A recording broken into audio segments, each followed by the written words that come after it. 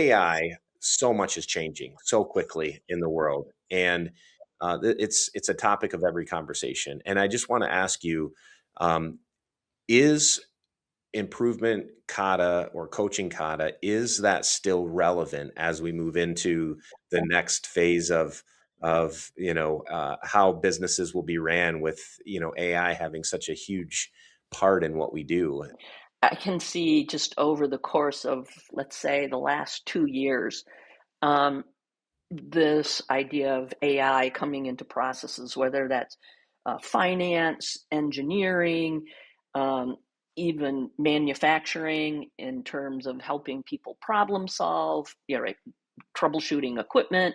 It's so prevalent, and it makes the improvement kata, coaching kata, so much more relevant, not less, because no one knows exactly how to apply this new tool, this new approach, this new system. And so it definitely, in terms of having an experimental mindset versus an implementation mindset, AI forces us to go down the path of experimentation, which means we better get pretty good at understanding how to affirm, how to shape an experiment, and then affirm or refute our hypotheses, as Mm. opposed to just taking action, right?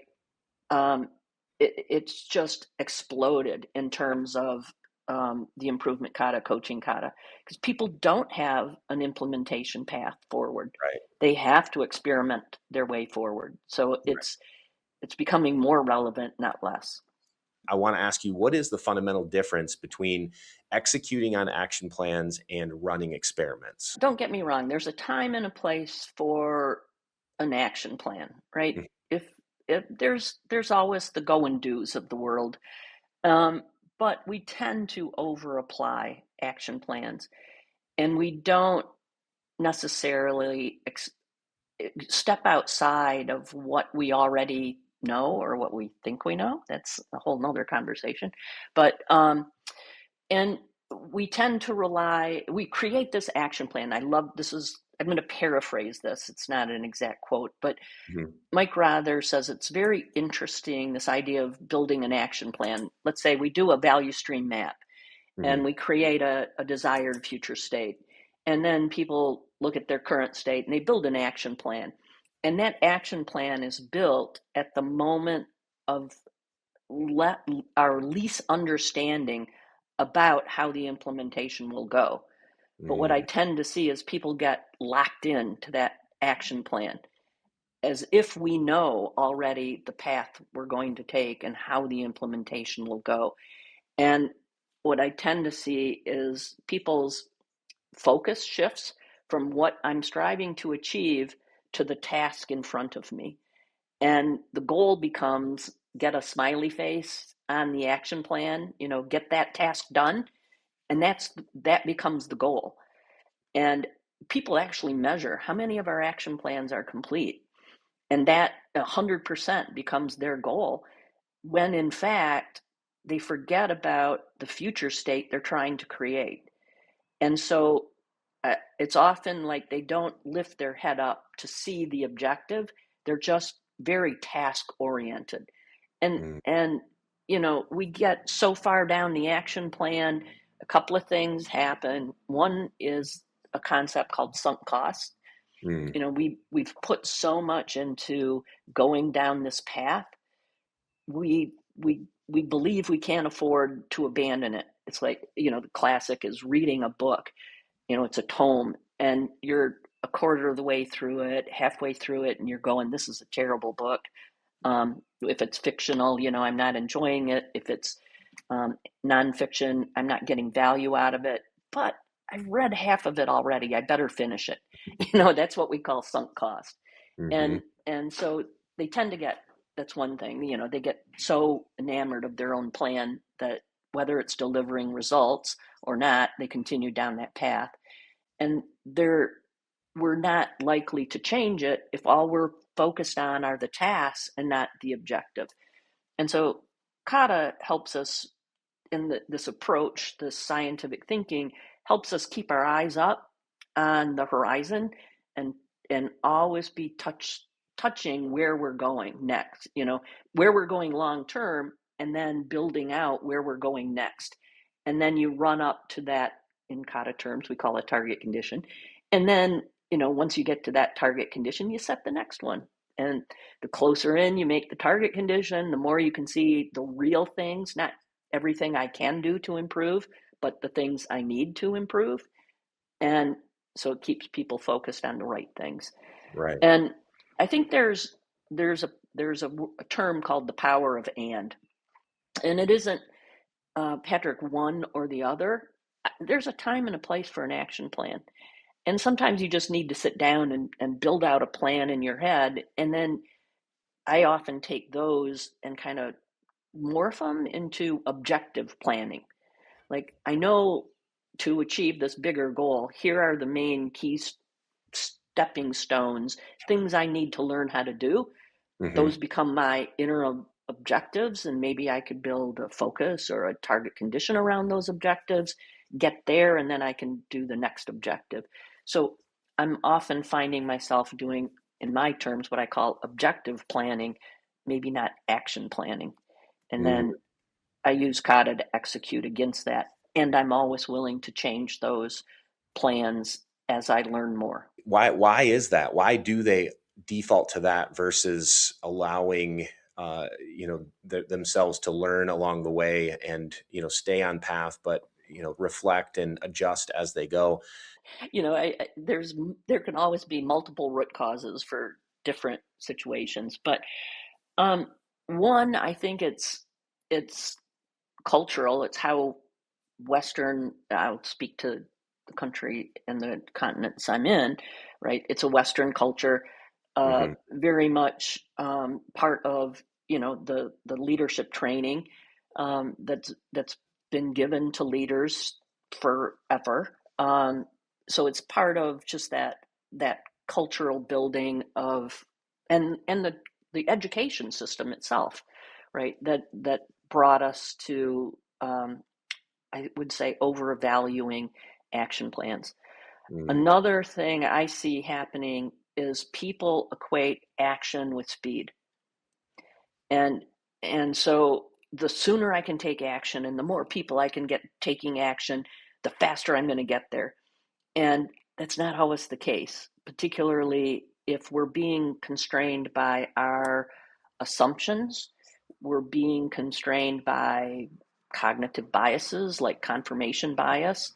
Hmm. Um, those things are very powerful. I've been coaching a team where I see in some leadership maybe a little fear of failure, Hmm. where a learner has may not feel psychologically safe to say to their coach, I am, who is their manager, by the way, Hmm. I don't know. Those are hard words for people to say out loud in Right. front of their peers, in front of their manager. And imagine a manager saying that in front of a subordinate, right? Hmm. It's there's a bit of fear in there. So Sure. we've oftentimes have to talk about psychological safety, but those are, in Kata terms, those are just obstacles that we have to come over or overcome, to get us thinking in a more scientific, um, experimental, and it's actually fun. Hey, it's all right if I don't know, but I have some experiments. I have an obstacle I want to tackle. I have a couple of experiments I want to run.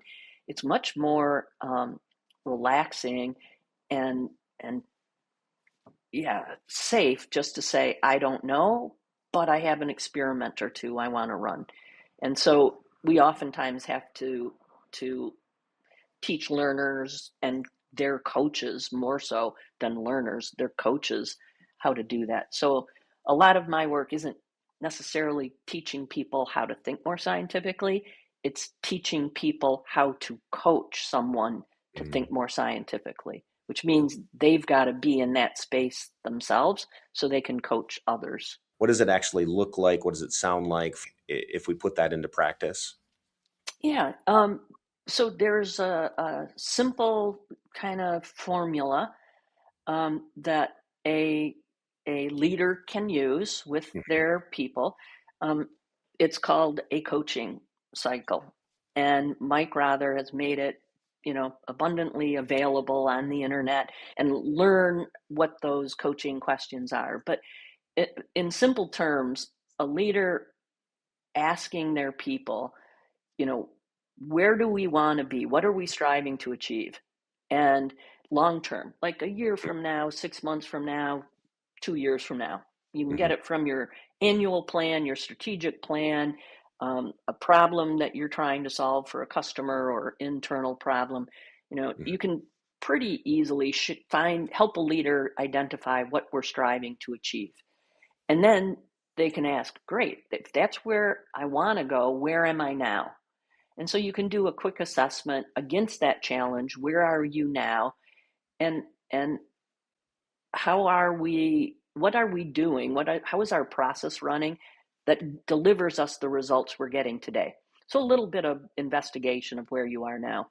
Mhm. Then from that investigation, you can set a what's called a target condition, and then list an obstacle. And there's two things I use all of the time. One is an obstacle parking lot, just a piece of paper. Here are the things I think preventing me from getting to where I want to be next.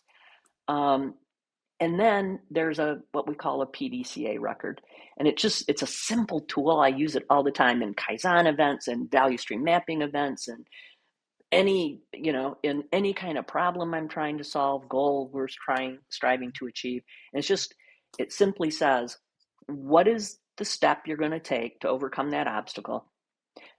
And by taking that step, the next one is, what do you expect to happen and to learn from taking that step? And then do the step. And then it's simply, what actually happened, Mhm. right? Facts and data of what actually happened. And then you compare, this is the backbone of scientific thinking. You compare what actually happened with what you expected. Mhm. Boom, and that's your moment of learning. I Yeah. either affirmed that experiment or I refuted it. And then you act on what you've learned, right? Mm. If I affirmed it, I standardize, stabilize it, make it my new way of doing. And if I refute it, well, that's interesting. I have learned something new. Mm. And then I take another next step. So it's simply that plan, do, check, act cycle, that plan, do, check, act cycle, Mhm. with a coach helping you reflect on that.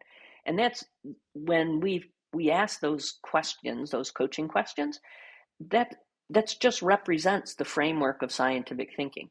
And the coach is there through repetition, asking those same questions over and over again, embedding that thought process into their learner through real experience, not just in a classroom, but in the real world. We call it going out in the wild, right? And applying it in the real world. And it's through that actual practice and application over time that the person running those experiments begins to embed scientific thinking in their as their new default mode. And Mm. and a coach is your guide through that. And they're Right. just there asking questions. And we often tell people, leaders, go be coaches, but we Mhm. don't give them necessarily, be humble, go ask open ended questions.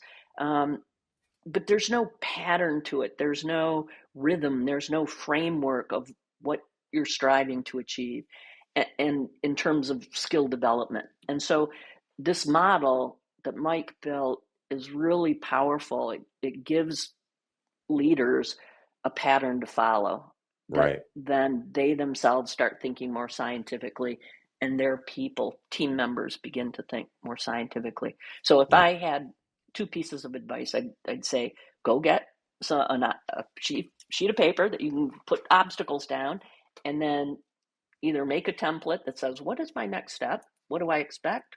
What's going to happen? What did I learn? And start writing it out as you go. You can go online and find what we call a PDCA cycle record, and Mhm. just start using that as the basis of building your own scientific thinking. And actually, doesn't Mike has a website where most of those materials are offered for free. Absolutely. Yeah. Often, yeah, So he's a he shares Hmm. relentlessly. Yes. And he's got two sites. He's got his own, just Google Mike Rother. He's got a Hmm. funky URL out of the University of Michigan, but Yeah. so just type in his name, you'll find his website. And the other one is called Kata to Grow, and that's the avenue of Kata in the classroom, like Ah, yes. bringing scientific thinking into the classroom, helping teachers teach students this way of science, not this way, but teach scientific thinking to their students in a classroom environment. And they're Love it.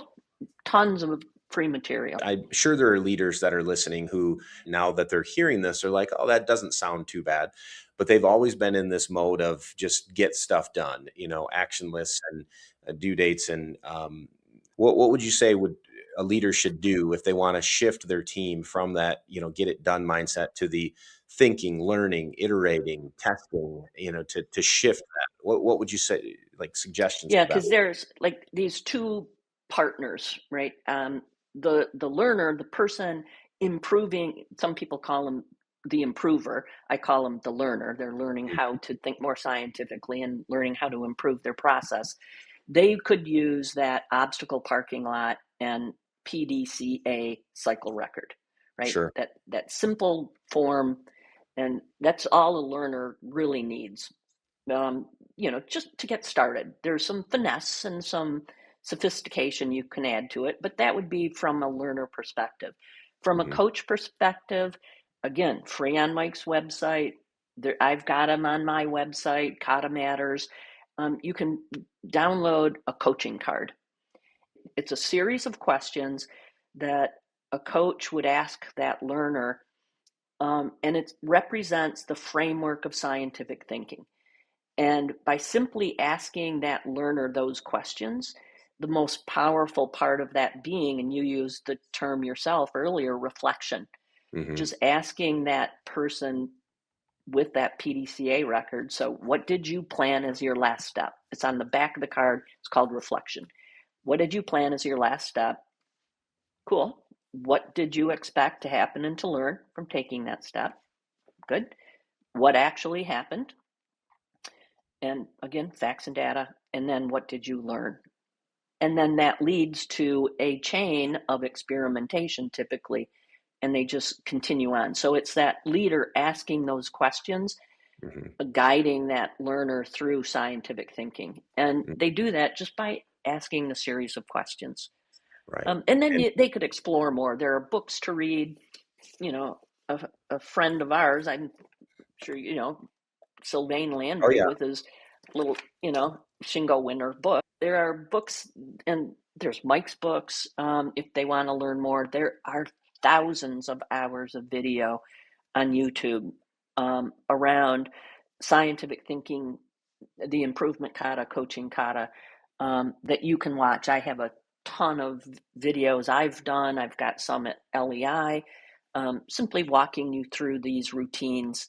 And then, you know, take as sophisticated as you want to be, Hmm. the dot the I's, cross the T's, the finesse of how do I write a target condition, that interim, where do I want to be next?